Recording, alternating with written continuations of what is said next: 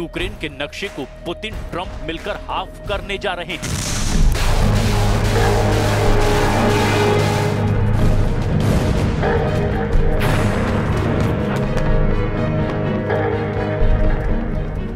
इसके बाद पुतिन अकेले कई देशों को साफ करने के सिग्नल दे रहे हैं।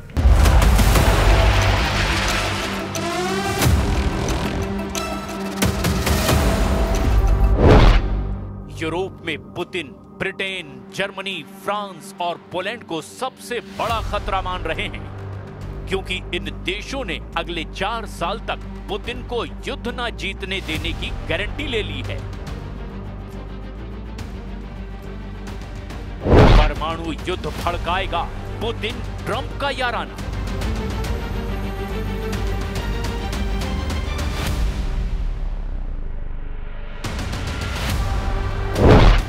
रूस को घेर कर चलाएंगे नेटो के 30 देश।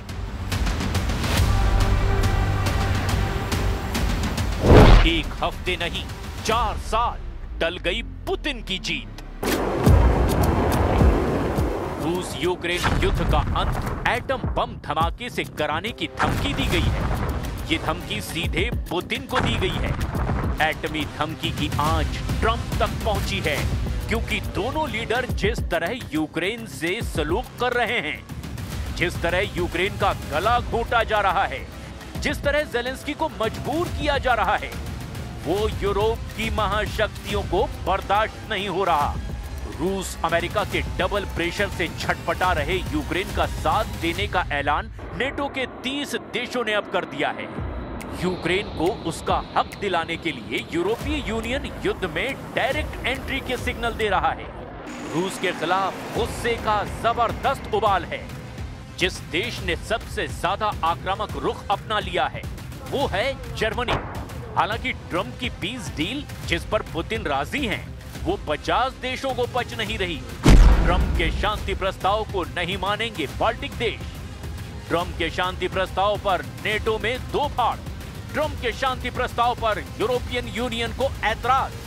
ट्रंप ने समझौता नहीं, महायुद्ध भड़का दिया। पुतिन से नाराज देशों का पावरफुल गठबंधन तैयार हो चुका है। जर्मन चांसलर फ्रेडरिक मर्ज का ये ऐलान सुन लीजिए। ये पुतिन विरोधी अलायंस के मोस्ट पावरफुल लीडर में से एक हैं।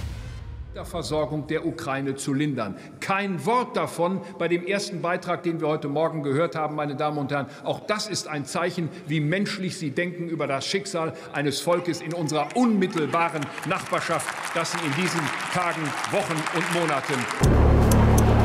जर्मनी रूस में सीधे ठन गई है। जर्मनी युद्ध की तैयारियों में जुट गया है। जर्मनी ने रक्षा बजट और हथियारों को बढ़ाने की घोषणा कर दी है। जर्मनी मिलिट्री मॉडर्नाइजेशन में तूफानी तेजी शुरू कर चुका है। जर्मनी ने स्ट्राइक ड्रोन के लिए 6 नए यूनिट बनाने और अगली पीढ़ी के लॉन्ग रेंज वेपन सिस्टम तैनात करने की घोषणा की है। जर्मन आर्मी के इंस्पेक्टर लेफ्टिनेंट जनरल क्रिश्चियन फ्राइडिंग ने कहा कि जर्मनी कामिकोजे ड्रोन जैसे शिकारी ड्रोन को टेस्ट करना शुरू कर चुका है। और इतना ही नहीं, जर्मनी ने 2026 के फेडरल बजट में यूक्रेन को 3 बिलियन यूरो की आर्थिक मदद को बढ़ाकर अब 11.5 बिलियन यूरो कर दिया है। जर्मन चांसलर ने यूक्रेन विंटर वॉर में रूस को टक्कर देने के लिए हथियारों की सप्लाई कम नहीं पड़ने देने का वायदा किया है। जर्मनी ने पुतिन के साथ ट्रंप पर भी निशाना साधा है। फ्रेडरिक मर्ज ने कहा कि बिना यूक्रेन और यूरोप की सहमति के कोई भी समझौता माना नहीं जाएगा। जर्मन चांसलर ने ये तक कह दिया कि यूरोप के देशों को मोहरा नहीं बनाया जा सकता। जर्मनी के साथ ही यूरोपीय यूनियन ने अब रूस को युद्ध मशीन बता डाला है। European Union foreign policy chief Kaja Kallas ने शक जाहिर किया है कि रूस सीज फायर के नाम पर धोखा दे रहा है। कैजा कैलास ने अपील की है कि पुतिन की नई चाल से यूरोपीय देश अलर्ट मोड में हैं। Immediate and unconditional ceasefire must be the first step to ending the war. But right now we see zero indication that Russia is ready for a ceasefire. Russia is not winding down its military machine, but ramping it up. We still need to get from a situation where Russia pretends to negotiate to a situation where they need to negotiate. European union की तरह ही NATO chief mark रूटे भी Putin को भड़काने वाले बयान दे रहे हैं। Mark रूटे ने यूक्रेन को नेटो सदस्य बनाने के रास्ते में रूस के अड़ंगे को खारिज कर दिया है। नेटो चीफ ने कहा कि यूक्रेन को नेटो मेंबरशिप दी जाएगी या नहीं, इससे रूस का कोई लेना देना नहीं है। पुतिन के पास नेटो का कोई वीटो नहीं है जिससे वो तय करेंगे कि कौन नेटो सदस्य बनेगा और कौन नहीं। नेटो चीफ का ये बयान पुतिन का दिमाग खराब कर सकता है, क्योंकि यही सबसे बड़ी वजह है जिसने यूक्रेन रूस युद्ध शुरू करवाया। नेटो को ही पुतिन अपना सबसे बड़ा दुश्मन बताते हैं, लेकिन ट्रंप ने जो 28 पॉइंट वाला प्रस्ताव पुतिन को भेजा है, उसमें नेटो को लेकर तय शर्तें रूस के हिसाब से एकदम सटीक हैं। जैसे ट्रंप के पीस प्लान में प्रस्ताव है कि नेटो अब अपना विस्तार रूस के पास तक नहीं करेगा। नेटो और रूस दोनों अपनी मौजूदा सीमा सुरक्षा नीतियों में स्थिरता लाएंगे। रूस और नेटो के बीच अमेरिका की मध्यस्थता में सुरक्षा वार्ता होगी। यूक्रेन अपने संविधान में लिखेगा कि वो नेटो में शामिल नहीं होगा। साथ ही नेटो अपनी विधियों में लिखेगा कि यूक्रेन को भविष्य में भी सदस्यता नहीं दी जाएगी। नेटो यूक्रेन में कोई सैनिक तैनात नहीं करेगा। यूक्रेन नेटो की सैन्य तैनाती की इजाजत भी नहीं दे पाएगा। यूरोपीय सुरक्षा संरचना को यूक्रेन की सीमाओं से दूर रखा जाएगा। सबसे अहम और यूक्रेन के लिए झटके की बात यह है कि यूक्रेन कभी भी परमाणु हथियार नहीं रख पाएगा। ट्रंप ने पूरी तरह नेटो के गेट पर यूक्रेन के लिए नो एंट्री का बोर्ड लगा दिया है, लेकिन नेटो चीफ मार्क रूटे ने ट्रंप से अलग रुख अपना लिया है। मार्क रूटे चाहते हैं कि अगर यूक्रेन को नेटो से बाहर रखना है तो उसे ऐसी सिक्योरिटी गारंटी मिले जिसके बाद रूस कभी भी हमला करने की हिम्मत ना जुटा सके। नेटो चीफ मानते हैं कि रूस यूक्रेन युद्ध खत्म होने के बाद भी खतरा टलेगा नहीं। We need the capabilities, we need the equipment, real firepower, and of course, the most advanced tech. Because the threats we face are real and lasting. Russia's unprovoked war against Ukraine is the most obvious example of the threat. But the danger posed by Russia will not end when this war does. ये डर तो Putin को अच्छा लगता है। उन्होंने कई बार कह रखा है कि यूक्रेन के बाद नेटो का नंबर लगेगा, क्योंकि ये देश रूस को युद्ध में हराने की साजिश रचते रहते हैं। फिनलैंड, पोलैंड फिलहाल पुतिन के पहले टारगेट बन चुके हैं, जिन्होंने 17 देशों का गठबंधन बनाकर समुद्री अखाड़े में रूस को पीटने का मिशन शुरू किया है। पोलैंड और स्वीडन ने बैलिस्टिक सागर में 3 नई सबमरीन सप्लाई का अभियान शुरू किया है। पोलैंड ने घोषणा की है कि ओर्का प्रोग्राम के तहत साब की A-26 ब्लैकिंग क्लास 5वीं पीढ़ी की सबमरीन रूस के खिलाफ जल्द तैनात होगी।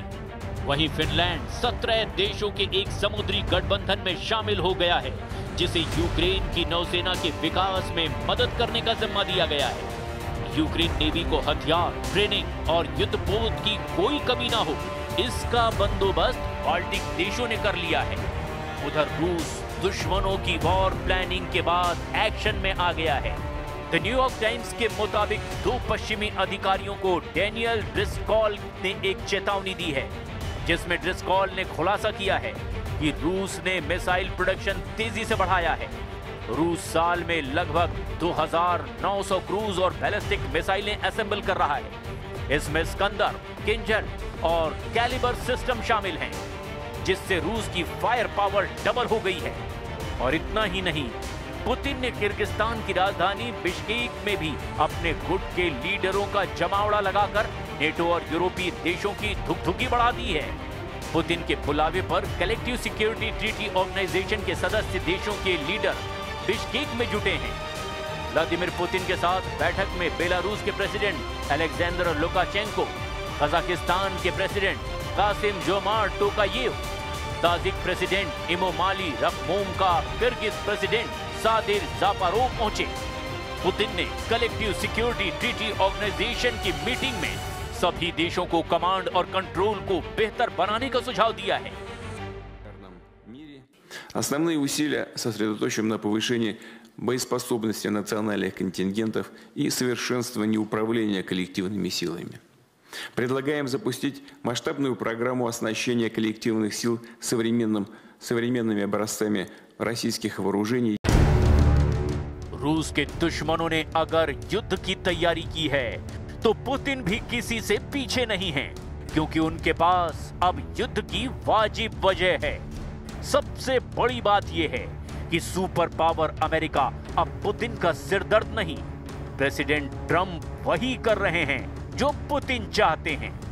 जाहिर है अमेरिका के बिना कोई भी महाशक्ति रूस जैसे देश से युद्ध करके पछताने वाली है। वजह है रूस की परमाणु पावर, जिसके आसपास भी कोई यूरोपीय देश नहीं ठहरता।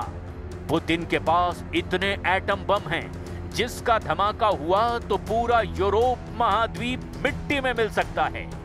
जाहिर है इतना बड़ा जोखिम मोल लेना कोई भी देश नहीं चाहेगा, लेकिन पुतिन यूक्रेन के बाद भी अगर नहीं रुके तो फिर फैसला ट्रंप को करना होगा, क्योंकि आखिर में रूस को अमेरिका से हिसाब बराबर करना है।